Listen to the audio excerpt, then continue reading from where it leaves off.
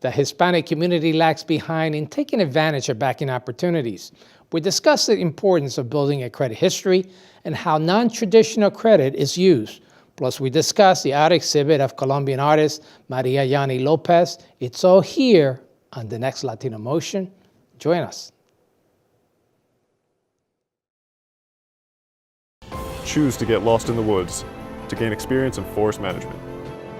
Choose to travel through time, to understand the past.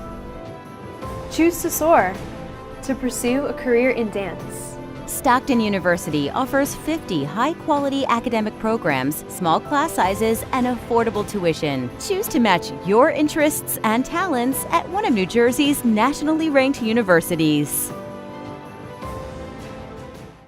Latino Motion with Bert Lopez is presented by Latino Motion Public Affairs Media, a New Jersey nonprofit corporation, and Stockton University. This edition of Latino Motion with Bert Lopez is brought to you by the HD Studios at the campus of Stockton University.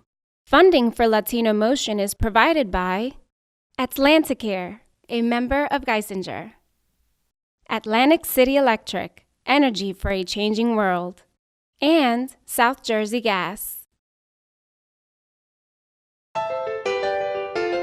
Welcome to Latino Motion, a weekly interview show highlighting issues impacting New Jersey's Latino community while advancing understanding of Latino cultural heritage and contributions to our society. And here is your host, Bert Lopez. Buenos dias and welcome to Latino Motion. Latinos are often underserved by financial institutions. Is there a way to bridge that gap? I'm happy to have as my guest Miguel Abang. He is Vice President of Multicultural Banking at Bryn Trust to discuss this very issue. Miguel, welcome to Latino Motion. Muchas gracias for having me, Bert. Hey, let's talk about the issue of this gap that exists between Latinos and banking institutions. You, as the Vice President of Multicultural Banking, tell me about that problem. So there is not, first of all, the multicultural market is not only is a Hispanic community, but also the African American community, the Asian and the Indian community, etc.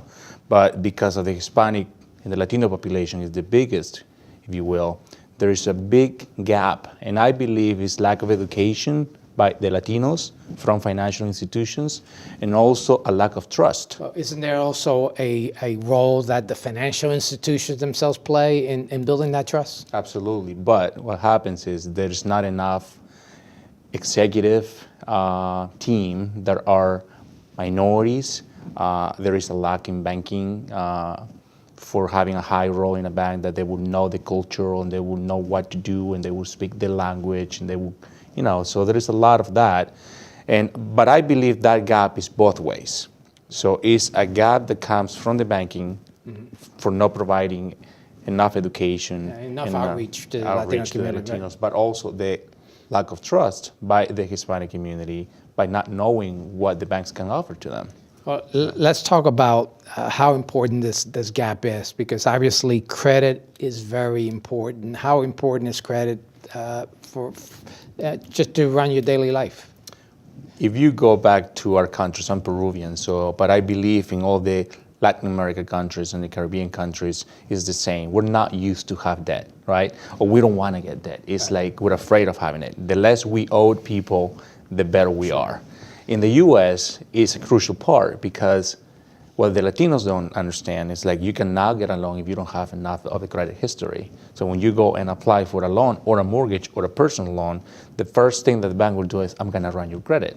And a lot of the Latinos think, well, I don't own anything to anybody. But that's not good because we need history of you being a good guy and that you pay your debt. So it's not a good idea to borrow the money from a friend or a family member. That's often the case within our communities. Well, a lot of the Latinos sometimes don't have the ways or the means to go to a bank and lend, maybe because they don't have the proper documentation.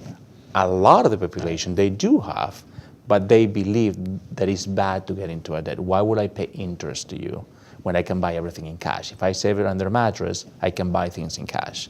That's another issue, savings, right? Why is it a good idea to open an account to at least start to build that equity in a bank account? A lot of the banks, and one of the strategies that we're trying to use is we want to build a relationship. How you build a relationship is not trying to sell you products or to tell somebody, hey, I want to give you money, I want to do this for you. I want to create a relationship. How is a relationship? Hey, instead of having your money in your house that could eventually maybe go and have a fire and lose the money, have it in an account. All the banks are FDIC insured. Your money is going to be okay. You establish a relationship with a local bank, and then when you go back and say, hey, I need to buy a house, a mortgage, you already have a history of being a client. Those are some of the important hurdles that we want to talk about next. So we want to take a quick break. We'll be right back with more Latino Motion.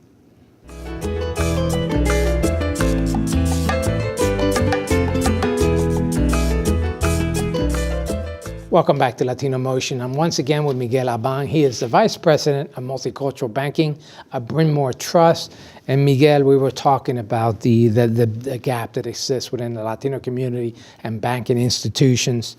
Not a good idea to borrow the money from your family and friends or to stick the money in your mattress. And again, why is that so critical? When you want to borrow money, when you walk into a bank to borrow money for a business loan, a personal line of credit, or a mortgage, the bank wants to know you're going to pay the bank back. How do we know that? History. How do we prove history? With credit. Well, let's talk about another thing that you and other banks explore, the non-traditional credit, if you will. Tell me about that. So when you walk into a bank and you say, you know what, I haven't had a chance to get a loan from the bank, how can I do? So what banks are doing is, especially at Bryn Mawr, what we do is we do non-traditional, form of credit. What that is we still want to know that you're going to pay the loan back. Right. How do we know? If you have been leasing a house for the past 2 years, we want to know the 2 years history of those payments. So what we do is we require sometimes a letter from the landlord. We call the landlord and say, hey, Mr. So-and-so has been paying on time. Yes, sure, he's been excellent. So that's one. Usually we need 3 to 4 lines of credit. So then what do we do? Utilities, right? Everybody has a Pico bill. Everybody has AT&T or whatever, or internet. So we take those lines and we combine them, and then we create the non-traditional form of credit that we need. So if you're relying on that non-traditional line of credit, obviously it's important that you make those payments on time. But let's say that you do want to open up the traditional, build up your traditional line of credit. What's the best way to start? Banks do secure credit cards for people that have never had any credit before. Usually in the US, when you're a kid, you go to the bank with your son and you help them open, and you as the dad or as the mom, you're a co-signer for them. It's that for the bank, it's like, okay, the dad or mom is gonna pay me. For Latinos work, you can get a credit card. You can go to Macy's, or you can go to any of the stores. Just get some type of credit card. Banks do secure credit cards. You put $500 into a bank account, they keep it, and they give you a $500 credit card. You use it, you pay it. You use it, you pay it. It's just to build the credit for the 3 credit agencies, right? So then when you show that history, that's one of the ways of how you can build the credit. Actually, at Bryn Mawr, we do a lot of mortgages using non-traditional credit. Oh, really? Yes, okay. Because of the Latino community. That's when we go back, right? Okay. Of the banks that really want to help. You're talking about people that may be here for 20, 30 years and yet don't have that credit established. Absolutely. We just actually recently did a business loan. This was a business loan, successful business owner. And he was banking with a bigger bank, and he, for years, walked into the bank and says, I need a line of credit for my business for $50,000, and they said, I'm sorry, we cannot help you because you don't have any credit. But he's like, this is ridiculous because I look at my income and everything I had a business for the past 10 years. Well, you don't have credit. We can use non-traditional credit, and we did. That's important. I want to talk about some more aspects of this. We'll take a quick break. We'll be right back with more Latino Motion. AHEART is an organization that advocates, educates, and supports at-risk infants and their caretakers. Please join us for their mega event. It's the Mega Baby Shower, taking place on July the 28th from 1 p.m. to 3 p.m. at the Embassy House of Zion. Please don't forget to bring your unwrapped baby items. For more information, contact aheartministries.org or call 1-800-376-4616. Hope to see you there. Thank you.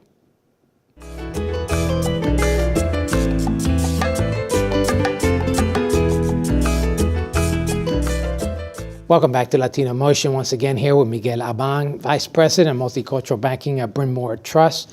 And we talked about the non-traditional banking or credit. Let's talk about some more of the gap. When it comes to banking, and there's this gap between the Latino community and financial institutions. What are some other factors that lead to that gap? The language barrier and the cultural barrier are very crucial, I believe. We come from a society that makes us distrust banks, financial institutions, because in our governments, when something is happening in our governments, and they used to tend to freeze our bank accounts. It's what it is. So the experience is kind of one of the things, the bad experience that we had in our countries. So that lack of trust and the lack of knowledge of the culture by financial institutions of how the Latinos, a lot of people believe that we're homogeneous. We're gonna offer something to all the Latinos because they're all the same. The Latinos are not the same. We're very different. You know, somebody from Peru, from Chile is not the same as somebody from Puerto Rico or Mexico. You know, so different ways of how you communicate.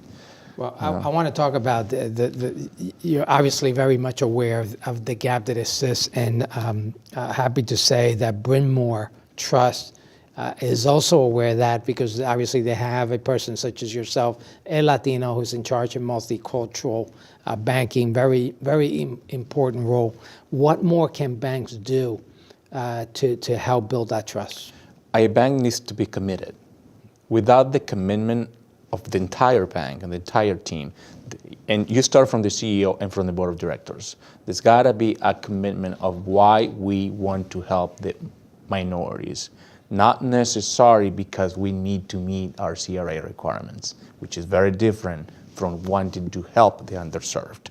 You know, there is a big misconception between CRA and why banks want to do something. In our case, I'm very honored that I was appointed to do this role for the right reasons. We do believe that we need to help the Latino community and all the diverse communities because they're very underserved. I want to point out one thing that your bank does differently that perhaps some other banks aren't doing. That's you do have an advisory board for multicultural banking. Tell me about that. We created a business plan. I was in charge of actually creating a business plan last year, and one of the important parts of the business was to get advice from the leaders in the communities. I'm not a one-man show. I know banking and I know the marketing and the culture, yes, but it is bigger than that. How do we do that? Let's create a multicultural advisory board, which is actually comprised of 11 individuals that are key leaders in their own communities. I have CEOs of nonprofits, lawyers, so they come to our meetings and they say, this is what we're seeing in the communities. Can you do that? That's a great form of input to something that you have to measure up against. It's very important. Yeah, absolutely. Thank you so much. I want to take a quick break, but we're going to continue this discussion. We'll be right back with more Latino Motion.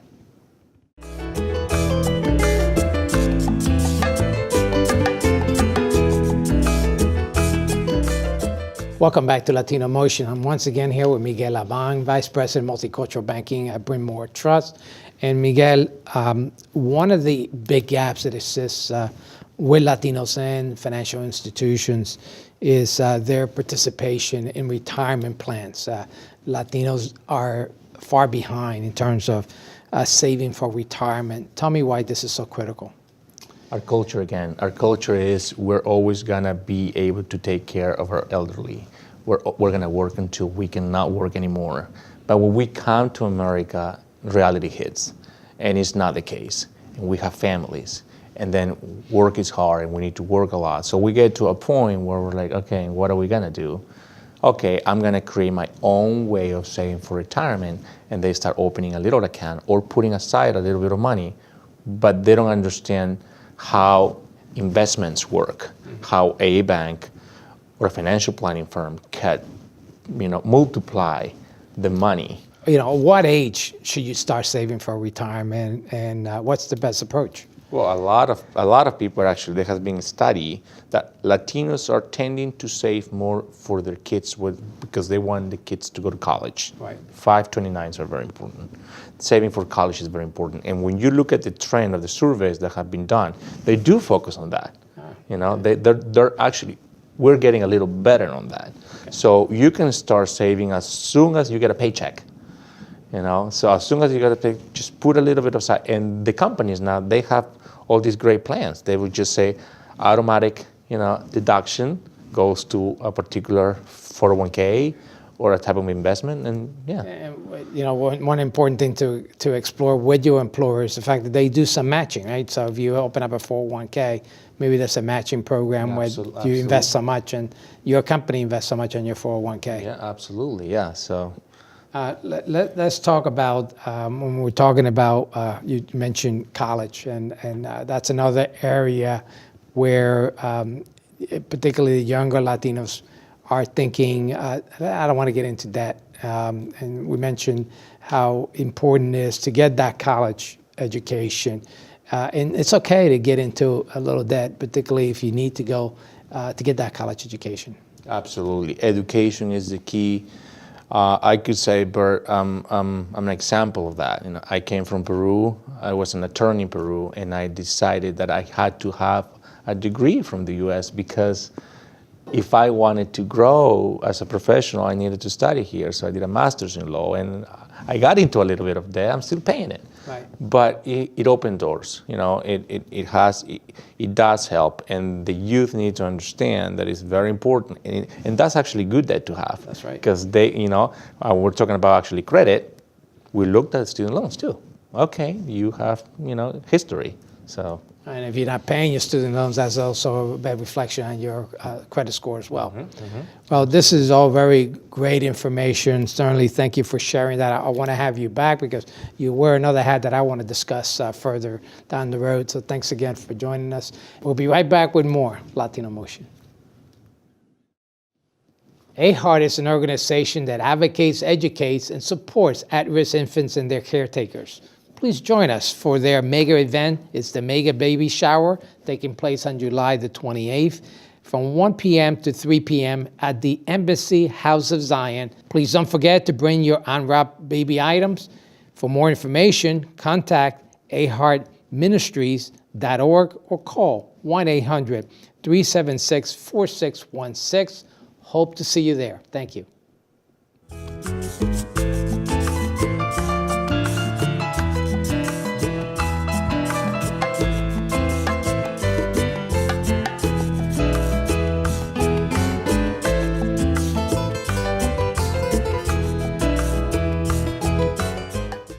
Welcome back to Latino Motion. Interperspective is an art exhibit that's taking place at the Claridge, and joining me is Maria Crowell to tell us more about this exhibit that's taking place.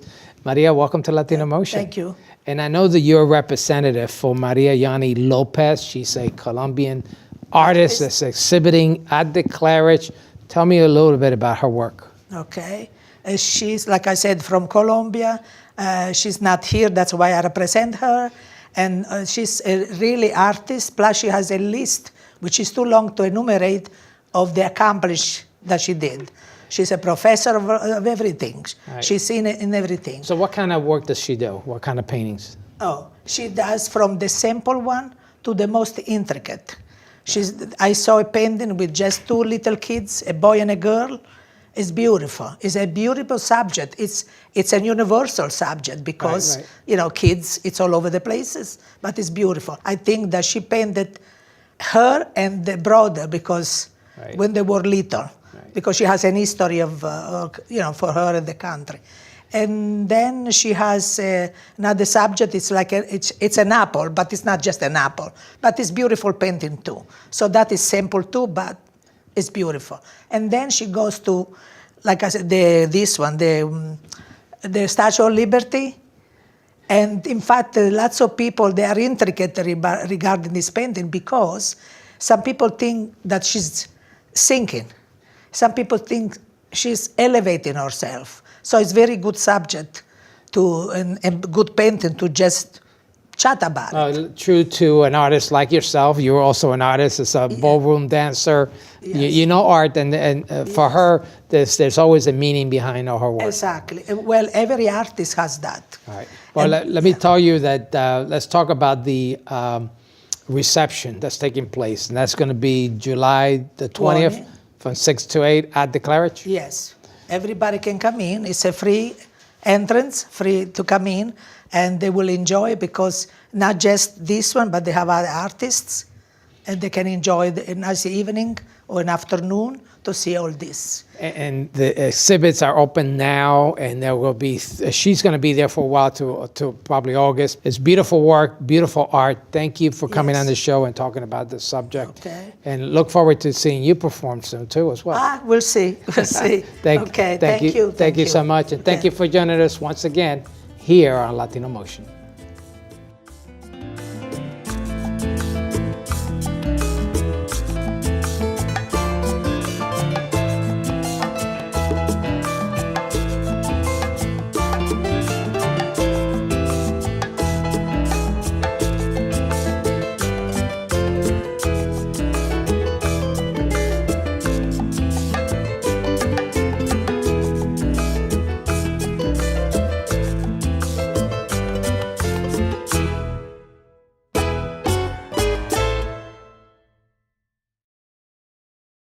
Choose to get your feet wet, to learn more about protecting our environment.